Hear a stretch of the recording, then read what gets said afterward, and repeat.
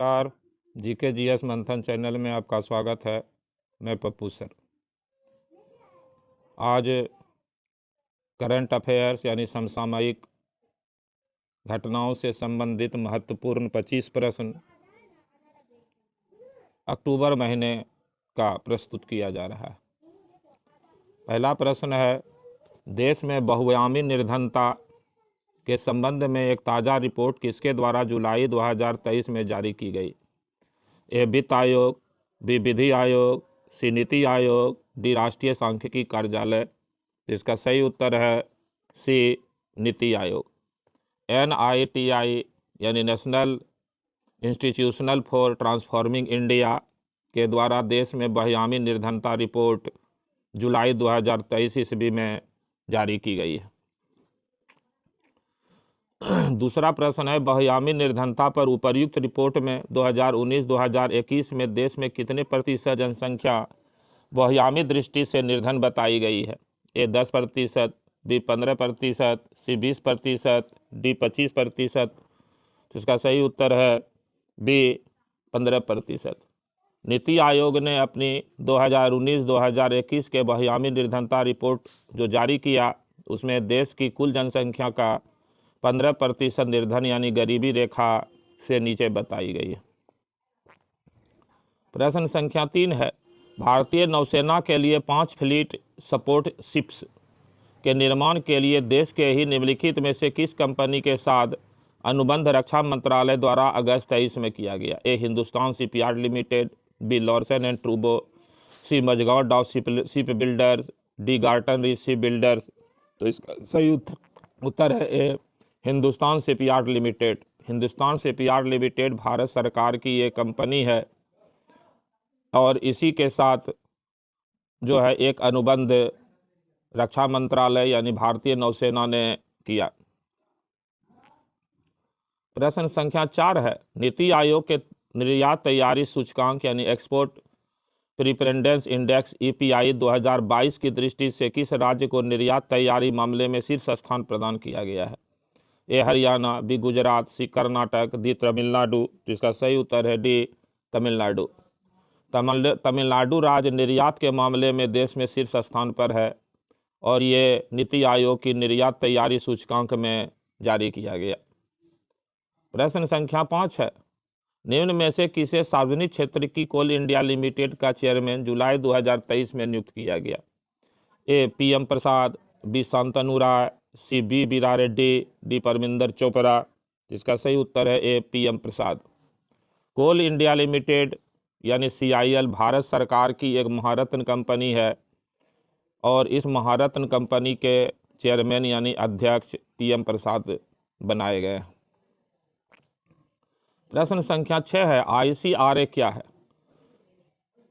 ए निजी क्षेत्र की एक बैंकिंग कंपनी, बी निजी क्षेत्र की एक बीमा कंपनी, सी एक सॉफ्टवेयर कंपनी, डी एक क्रेडिट रेटिंग एजेंसी।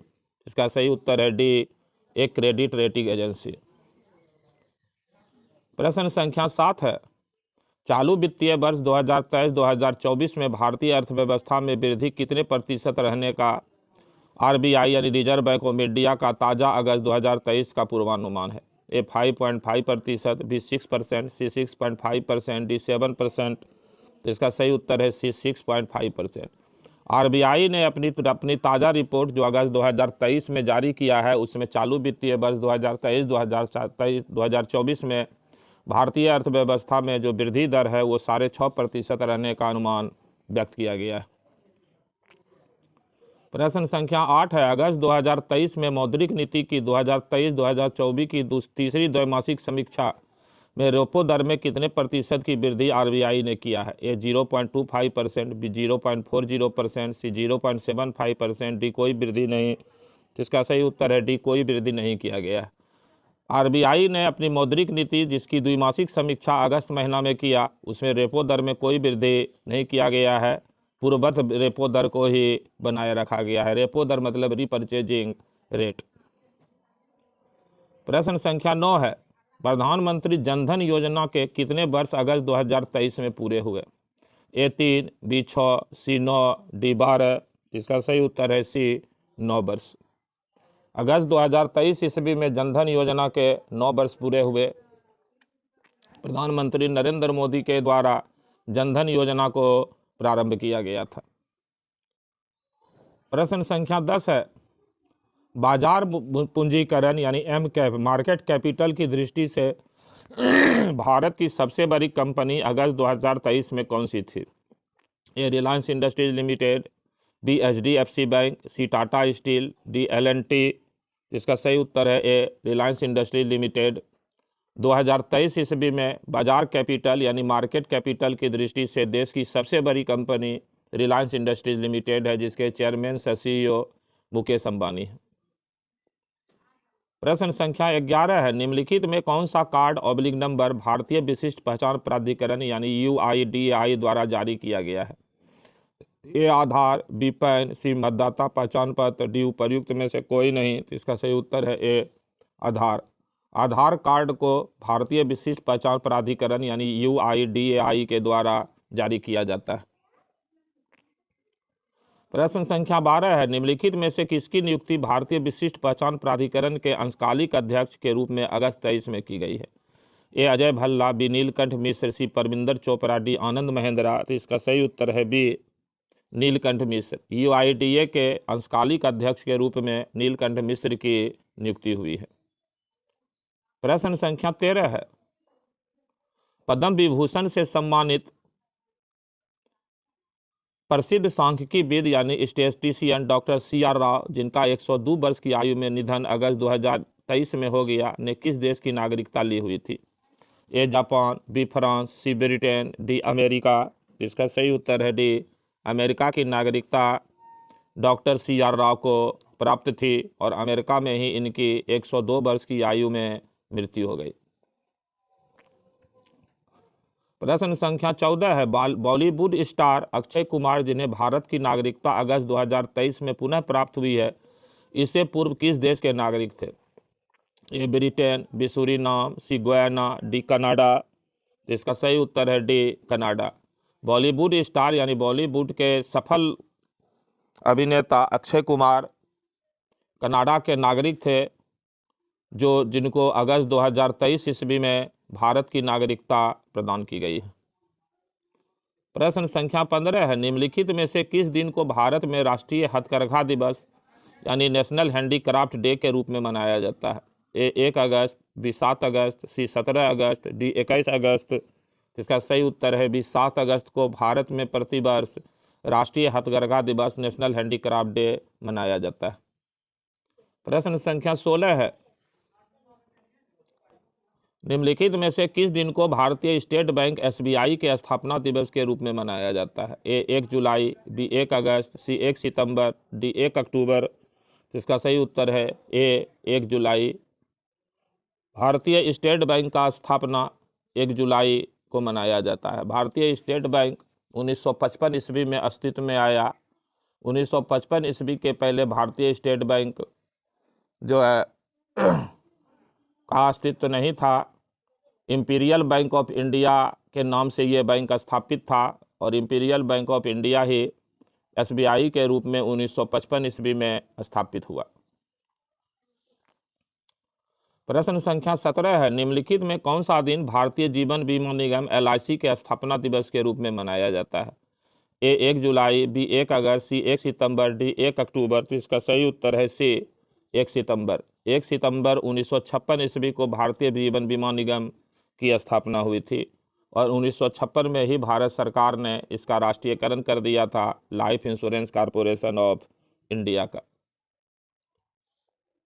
प्रश्न संख्या 18 है, भारत की कौन सी बीमा कंपनी को फॉर्च्यून पत्रिका की वर्ष 2023 की राजस्व की दृष्टि से 500 बड़ी कंपनियों की सूची में स्थान प्राप्त हुआ है? A New India Insurance company, B HDFC life insurance, C Tata AIG, D Jeevan Bima निगम। तो इसका सही उत्तर है डी जीवन बीमा निगम यानी LIC लाइफ इंश्योरेंस कॉरपोरेशन को फॉर्च्यून पत्रिका ने वर्ष 2023 की अपनी सूची में विश्व के 500 बड़ी कंपनियों में स्थान दिया।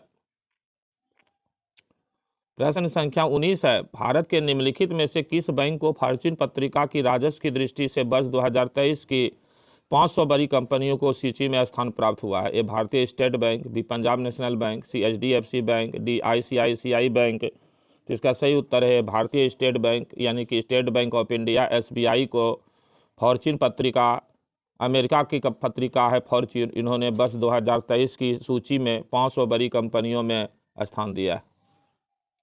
प्रश्न संख्या 20 है, इस वर्ष स्वतंत्रता दिवस पर राष्ट्र के नाम अपने संबोधन में एक नई विश्वकर्मा योजना की घोषणा प्रधानमंत्री ने की है। यह योजना निम्नलिखित में से मुख्यतः किसके लाभार्थ होगी?